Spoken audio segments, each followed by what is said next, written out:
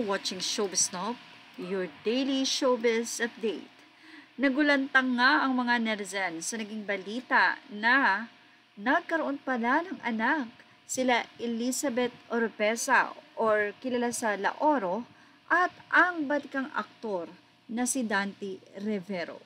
Mula sa naging artikulo ng balita.net.ph, nagulantang hindi lamang ang mga interviewer na si Snooki Serna kundi pati ang mga netizen na sa isinuwalat ng batikang aktres na si Elizabeth Oropesa na nagkaroon pala sila ng anak ng veteranong aktor na si Dante Rivero na inilarawan naman niya bilang great love. Nagkasama sila Laoro at Dante sa pelikulang Lumapit, Lumayo ang Umaga noong 1975. We have one son, say ni Elizabeth. Yeah, hindi lang kasi ako madaldal. Noong araw kasi hindi uso yun. Wala namang social media and then you don't normally talk about your personal life before. 40 anyos na raw ang kanilang anak na lalaki ni Laoro at Dante na habang isinusulat nga ang nasabing balitang ito ay hindi pa lumalantad. So means to say, matagal na panahong naitago ang sikreto tungkol dito dahil sa kawalan ng social media noon. Samantala, wala pang nagiging tugon dito ang aktor na si Dante Rivero hinggil sa relasyon nila ni Elizabeth or sa revelasyon na ito. Kung ito ba ay sasang-ayunan niya o i-deny. But anyway, 40 years nga ito na itinago dahil ayon nga kay Elizabeth Oropesa ay 40 years old na ang kanilang anak ni Dante Rivero.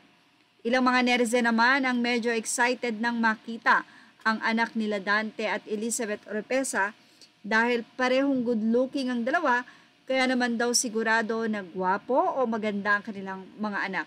Hindi nga natukoy kung lalaki o babae pa ang anak nila, ang tanging sinabi ni Elizabeth Oropesa ang edad nito na 40 years old. Na ibig sabihin nga ay 40 years nilang itinago sa social media. Wow, isa nga itong big revelation. Ano kaya ang kalagayan ng kanilang anak? Ano kaya ang magiging kwento ng kanilang anak? Kumbaga ay kanino siya tumira? Siya ba ay pumapasyal sa kanyang ama or pumapasyal sa kanyang ina? Siya ba ay naka-stay kay Elizabeth Oropesa or sinusuportahan ba ito ni Dante? Pero, well, for sure maganda ang buhay ng kanilang mga anak kasi kumbaga hindi naman natigil ang showbiz career ni Dante Rivero pati na rin si Elizabeth Oropesa. Pero sa ngayon, mas active ang career ni Dante. Well, excited nga ang mga netizen na makita at makilala ang kanilang anak. At yan ang ating Showbiz Now update. Images are all credit to the rightful owners and thank you for watching Showbiz Now.